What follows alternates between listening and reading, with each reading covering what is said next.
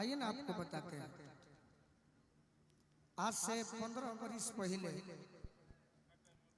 जब अरविंद अकेला कल्लू जी जिनका बहुत सारा गीत हिट हो चुका था, तो हमारे आरा जिला में एगो गाँव बा एकवारी, तो वही हम गए अपना फेरा में कि हमारो गावे के मौका मिल जाए। 4 बार हमारे बाबूजी को धक्का दिया गया। 5वां बार में उसी मंच पर जब मौका मिला तो उस गांव के लोग, उस कमेटी का लोग कल्लू जी का उस समय में 90,000 रुपया काट लिए थे।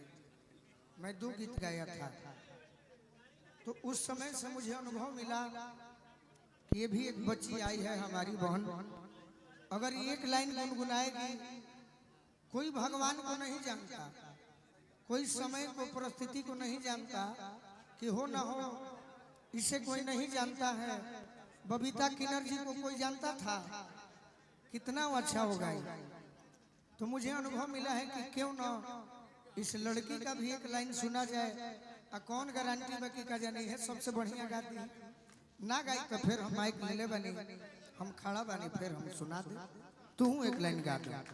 छोटे मोटे कलाकारों के प्रति इतनी माने साफ सुथरा विचार रखने वाले गोलू राजा जी के लिए एक बार जोरदार आप लोग ताली बजाइए।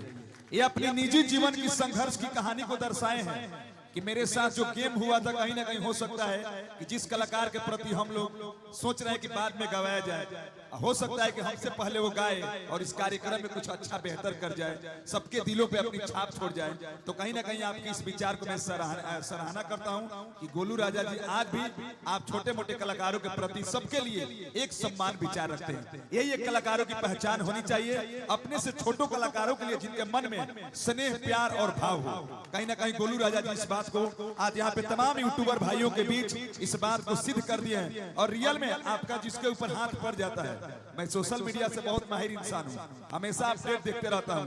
आप जिन जिन कलाकारों के ऊपर अपनी हाथ को रख दिए हैं, हमको लग रहा है कि जीने खाने का नहीं बल्कि उनके परिवार संसार चलाने का एक रोजगार उत्पन्न हो गया है। एक जोरदार ताली बजाइए। आप मेरे जीवन का दाता है, आपसे मुझे कहीं ना कहीं एक पहचान मिली है, आप मेरे भाग्य विधाता हैं। चलिए गोलू राजा जी को मैं आदर्श मानता हूँ। आपका शुभ एक लाइन ऐसा गाओ, खुशबू राज।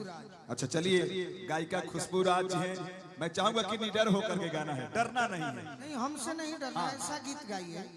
अगर हमारा खुदे मजा ना आए तो हम तारे के तुरंत बैठा दे। तो ऐसा प्रयास करो, ऐसा गावो जे कि एक लाइन गावे का मौका मिलल बा तो कोई कहे कि ना एगो औरी होखे। हां हां, वैसे नहीं गाओ। वाह गाओ।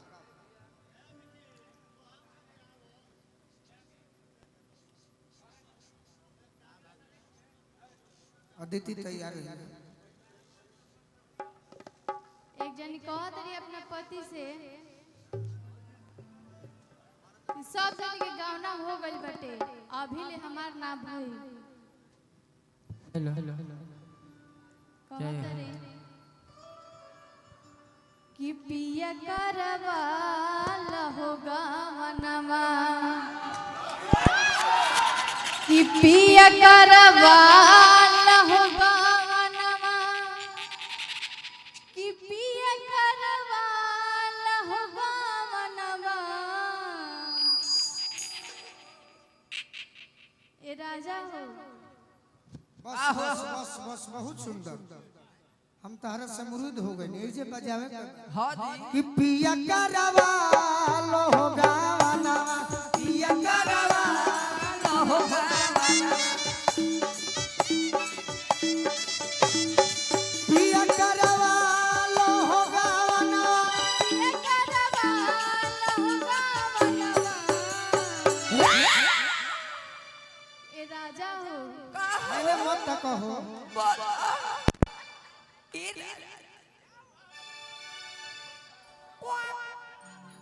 गावा बहुत भावे सुंदर। नहीं बाबा के हो भवनवा, भावे नहीं बाबा के हो भवनवा, के नहीं बाबा के हो भवनवा, भावे नहीं बाबा के हो भवनवा, भावे नहीं बाबा के हो भवनवा, भावे नहीं बाबा के हो भवनवा।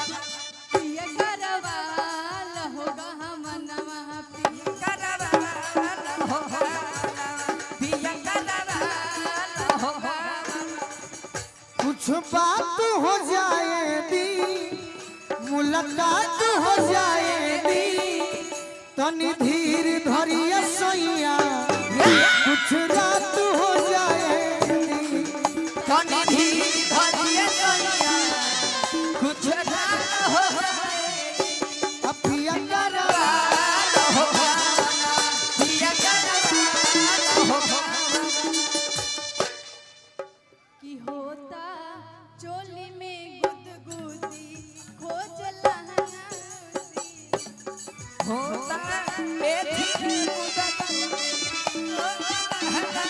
कि होता देखो ई जग के मंच है करे के बदले के सीखो सही कि होता देहि में गुदगुदी असली शब्द हटा दी हो जाला ताकि केहू ई ना कहे कि सब कलाकार कहला से प्रोग्राम खराब हो गई कोनो शब्द से कि होता देहि में गुदगुदी